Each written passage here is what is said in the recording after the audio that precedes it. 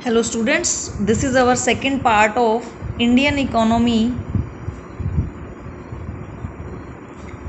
on the eve of independence.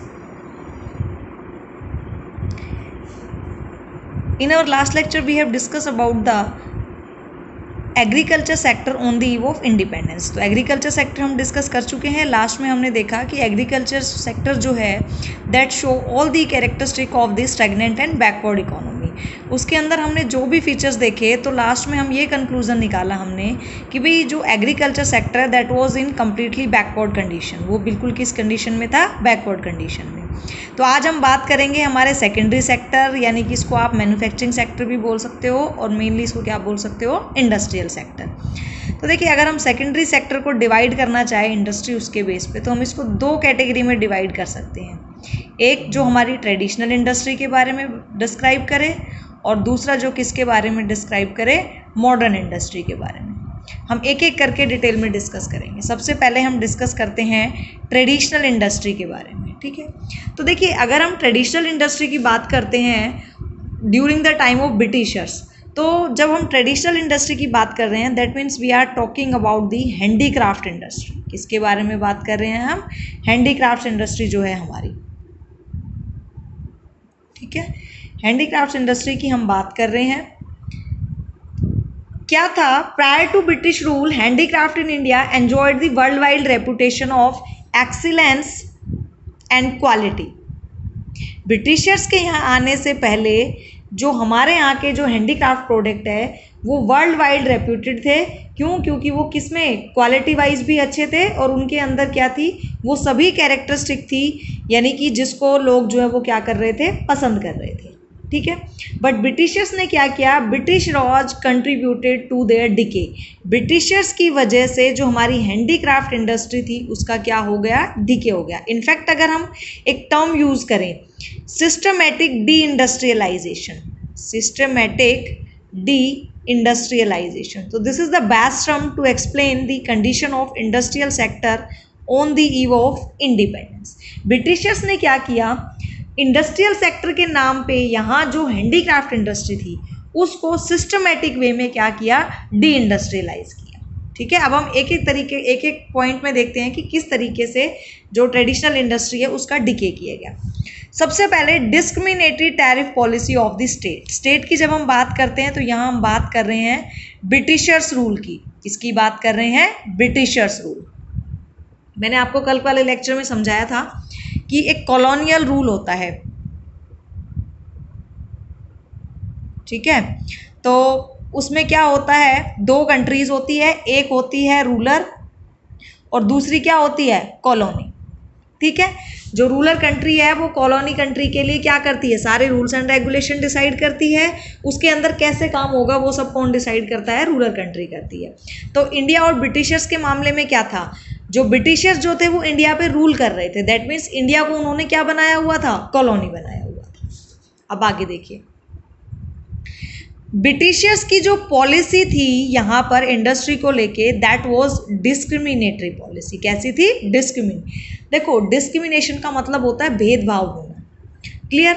तो जब हम बात करते हैं तो उन्होंने ब्रिटिशर्स ने कैसी पॉलिसी अडॉप्ट की? टैरिफ की जब हम बात करते हैं दैट मीन्स हम बात कर रहे हैं टैक्सेशन पॉलिसी की, ठीक है। उन्होंने भेदभाव वाली टैक्सेशन पॉलिसी को यहाँ पे अपनाया, ठीक है। कैसे? उन्होंने क्या देखा? Britishers found that India is the best source of raw material as well as best market for their industrial product. India से उन्हें क्या मिल सकता है?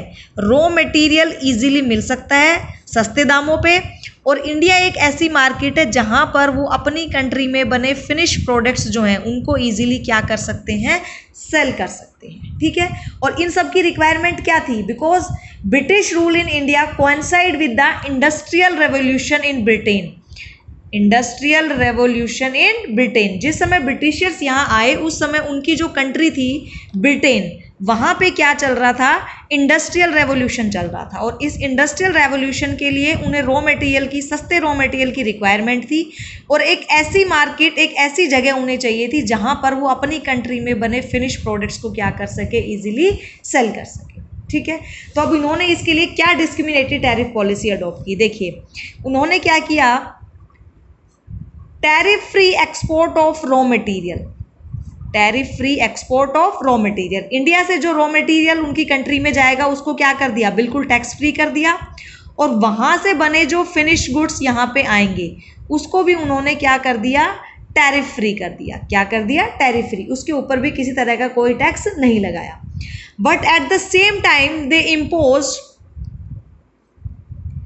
Impose heavy duty on the export of handicraft product, on the export of handicraft product. ठीक है, handicraft product के ऊपर उन्होंने क्या कर दिया, बहुत ज़्यादा टैक्स इम्पोज कर दिया। अब देखो टैक्सेशन से होता क्या है, जब आप किसी प्रोडक्ट पे टैक्स लगा देते हो तो इस टैक्स की वजह से प्रोडक्ट का जो प्राइस है वो क्या हो जाता है, इंक्रीज हो जाता है।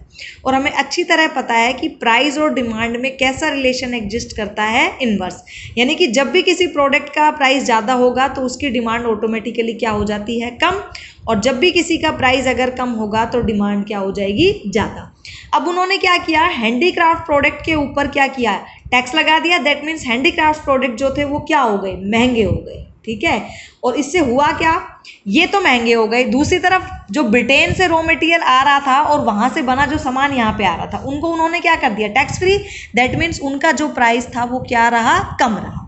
ठीक है, सो एज अ कॉन्सिक्वेंसेस क्या हुआ, जो ब्रिटिश प्रोडक्ट थे they started gaining the Indian market, उन्होंने इंडियन मार्केट में अपनी जगह बनानी क्या कर दी, शुरू कर दी।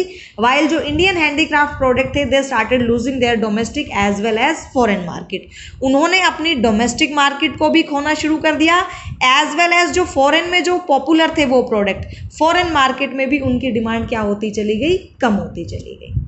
ठीक है, तो अभी हमने शुरू में पढ़ा था कि हम एक जो बेस्ट टर्म जो डिस्क्राइब कर सकती है इंडस्ट्रियल सेक्टर को ब्रिटिशर्स के टाइम पे, तो वो मैंने क्या बताई थी आपको, वो मैंने बताई सिस्टमैटिक डी इंडस्ट्रियलाइजेशन। तो हम यहाँ ये देखेंगे कि स्टेप बाय स्टेप ब्रिटिशर्स ने किस तरह से डी इंडस्ट्रियलाइजेशन किया। फर्स्ट हमने देखा उनकी डिस्क्रिमिनेटरी टैरिफ पॉलिसी की वजह से हैंडीक्राफ्ट प्रोडक्ट की डिमांड कम हो गई और जो ब्रिटेन में बने प्रोडक्ट थे उनकी डिमांड क्या हो गई, बढ़ गई।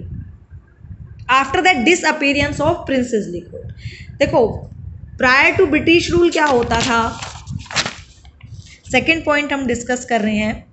प्रायर टू ब्रिटिश रूल क्या होता था, प्रायर टू ब्रिटिश रूल यहाँ सिस्टम था हमारे यहाँ नवाब्स, ठीक है, राजाज, भाई कोई कहीं का राजा है, कहीं का नवाब है, प्रिंस है, एम्परर्स है, they ruled the different part of the country. ठीक है, they rule the different part of country, country के डिफरेंट पार्ट पे इन सब का शासन चलता था। ठीक है, तो ये लोग क्या करते थे, they use to patronize the handicrafts because of which Indian handicrafts industry had acquired international reputation. जो ये नवाब्स थे, राजाज थे, प्रिंस थे, इनकी जो डिमांड है हैंडीक्राफ्ट्स प्रोडक्ट के लिए क्या थी, बहुत ज़्यादा थी, और इस वजह से हैंडीक्राफ्ट्स जो प्रोडक्ट्स है वो वर्ल्ड वाइड भी क्या हो गए थे, फेमस हो गए थे, वर्ल्ड वाइड भी क्या हो गए थे, फेमस हो गए थे। ठीक है, बट हुआ क्या, the beginning of British rule implied the end of princely court. जो ब्रिटिश रूल जब इंडिया में आया दैट मीन्स उन्होंने क्या कर दिया, end of the princely court. ये जो राजा महाराजाओं का जो सिस्टम चलता था ब्रिटिशर्स ने इसको क्या कर दिया, खत्म कर दिया, और कॉन्सिक्वेंटली हुआ क्या, the handicraft started decaying, handicraft products जो थे वो क्या होने शुरू हो गए, उनका डिके होना शुरू हो गया, एंड होना शुरू। क्लियर। थर्ड पॉइंट है हमारा competition from machine made product, competition from machine made products. देखिए जो मशीन मेड प्रोडक्ट्स जो ब्रिटेन से आ रहे थे इंडिया में, कहाँ से आ रहे थे, ब्रिटेन से आ रहे थे इंडिया में, those product were low cost product, वो प्रोडक्ट जो थे वो कैसे थे, लो कॉस्ट प्रोडक्ट से, तो they give a cut throat competition to the handicraft product in India. जो लो कॉस्ट प्रोडक्ट थे इन्होंने हैंडीक्राफ्ट प्रोडक्ट को एक बहुत ही स्टिफ कंपटीशन प्रोवाइड किया। क्या प्रोवाइड किया, स्टिफ कंपटीशन। ठीक है, और इस कंपटीशन के आगे हैंडीक्राफ्ट प्रोडक्ट्स जो है वो कहीं भी नहीं ठहर पाए। तो इस वजह से हुआ क्या, जब इन दोनों का आपस में कंपटीशन हुआ, भाई एक तरफ तो आपके पास मशीन मेड प्रोडक्ट है, दूसरी तरफ आपके पास हैंडमेड प्रोडक्ट है। हैंडमेड प्रोडक्ट जो थे वो ऑब्वियसली महंगे होंगे, मशीन मेड प्रोडक्ट जो थे वो कैसे थे, लो कॉस्ट थे। तो इस कंपटीशन में हैंडीक्राफ्ट प्रोडक्ट जो है इनके सामने नहीं रुक पाए। तो इसका मतलब हुआ क्या, कॉन्सिक्वेंटली जो हैंडीक्राफ्ट इंडस्ट्री थी उसका धीरे धीरे क्या हो गया, एंड हो गया। Clear. New pattern of demand, new pattern of demand. देखो न्यू पैटर्न ऑफ डिमांड का मतलब क्या है। न्यू पैटर्न ऑफ डिमांड ये है कि ब्रिटिश कल्चर जो है, जो इंडिया में बहुत ज़्यादा अपनी जगह बना रहा था, owing to impact of the British culture a new class emerged in India. ठीक है, इंडिया में एक नई क्लास एमर्जेंस हो रहा था। किसका, एक नई क्लास का। नई क्लास का मतलब ऐसे लोग धीरे धीरे इंक्रीज हो रहे थे, those were keen to adopt the western lifestyle, जो कि वेस्टर्न लाइफस्टाइल को अडॉप्ट करने के लिए क्या थे, बहुत ही उत्सुक थे। ठीक है, सो इसने क्या किया, फिनिश गुड्स वहाँ से आ रहे हैं, जो मशीन मेड प्रोडक्ट्स है वो जो आ रहे हैं, उसकी वजह से हुआ क्या, this change the pattern of demand against the Indian products. ठीक है, अगेंस्ट द इंडियन प्रोडक्ट्स। जो इंडियंस यहाँ जो थे वो भी क्या कर रहे थे, धीरे धीरे उनकी जो डिमांड है, जो फॉरेन कंट्री में बने हैं, यानी कि जो मेनली कहाँ बने हैं, ब्रिटेन में बने हैं, इन प्रोडक्ट्स के लिए इंडियंस की डिमांड क्या हो रही थी, इंक्रीज हो रही थी। जबकि अपनी ही कंट्री में बने सामान के लिए उनकी डिमांड क्या हो रही थी, डिक्रीज हो रही थी। क्लियर। तो इस वजह, ये भी एक बहुत बड़ा रीज़न रहा जिस वजह से जो इंडस्ट्रियल सेक्टर है वो क्या हो गया, जो ट्रेडिशनल इंडस्ट्री हमारे यहाँ एग्जिस्ट करती थी उसका क्या हो गया, एंड हो गया। और लास्ट जो इसमें मेन इंपॉर्टेंट पॉइंट है, that is introduction of railways in India. Britishers ने क्या किया, इंडिया में रेलवे को इंट्रोड्यूस किया। किसको इंट्रोड्यूस किया, रेलवे को। क्यों, ताकि टाइमली जो है और इजीली रॉ मटेरियल यहाँ से एक्सपोर्ट किया जा सके, और वहाँ से जो फिनिश गुड्स है, वहाँ से मतलब ब्रिटेन से फिनिश गुड्स को इजीली क्या किया जा सके, इंपोर्ट किया जा सके। ठीक है, तो हुआ क्या कि इन सब चीज़ों की वजह से शुरू में हमने जो रीज़न पढ़े, हमने देखा भाई जो डिस्क्रिमिनेटरी टैरिफ पॉलिसी थी, उसके बाद जो प्रिंसेसली कोर्ट थे उसका एंड हो गया। मशीन मेड प्रोडक्ट्स जो है वो हैंडीक्राफ्ट्स प्रोडक्ट को बहुत स्टिफ कंपटीशन प्रोवाइड कर रहे थे, लोगों की डिमांड में धीरे धीरे चेंज आ रहा था। इन सारे फैक्टर्स की वजह से ऑलरेडी हैंडीक्राफ्ट्स प्रोडक्ट की डिमांड जो है वो मार्केट में क्या हो चुकी थी, बहुत कम हो चुकी थी। और जो रही सही कसर थी वो किसने पूरी कर दी, इंट्रोडक्शन ऑफ रेलवे। ब्रिटिशर्स ने रेलवेज को इंट्रोड्यूस किया ताकि ईजिली और टाइमली रॉ मटेरियल को यहाँ से ले जाया जा सके और फिनिश गुड्स को वहाँ से क्या किया जा सके, इंपोर्ट किया जा सके। ठीक है, तो क्या हुआ, it started shrinking the high cost Indian products. जो इंडियन प्रोडक्ट जो कि हाई कॉस्ट थे, उनके लिए जो मार्केट है, इंडियन मार्केट का साइज है वो क्या होता चला गया, श्रिंक होता चला गया। और ब्रिटेन मेड प्रोडक्ट्स के लिए वो जो साइज है वो क्या होता चला गया, ह्यूज होता चला गया, बड़ा होता चला गया। ठीक है, और जो रेलवे के इंट्रोडक्शन ने जो डिके ऑफ हैंडीक्राफ्ट्स प्रोडक्ट है, डिके ऑफ हैंडीक्राफ्ट इंडस्ट्री है, डिके ऑफ हैंडीक्राफ्ट इंडस्ट्री, इस प्रोसेस को और भी ज़्यादा क्या कर दिया, फास्ट कर दिया। ठीक है, तो इस तरीके से एक सिस्टमेटिक वे में ब्रिटिशर्स ने जो ट्रेडिशनल इंडस्ट्री यहाँ पे एग्जिस्ट कर रही थी, हैंडीक्राफ्ट इंडस्ट्री, उस इंडस्ट्री को ब्रिटिशर्स ने पूरी तरह से क्या कर दिया, ख़त्म कर दिया। ठीक है, अब मॉडर्न इंडस्ट्री के बारे में हम नेक्स्ट लेक्चर में डिस्कस करेंगे। आज के लिए थैंक यू सो मच।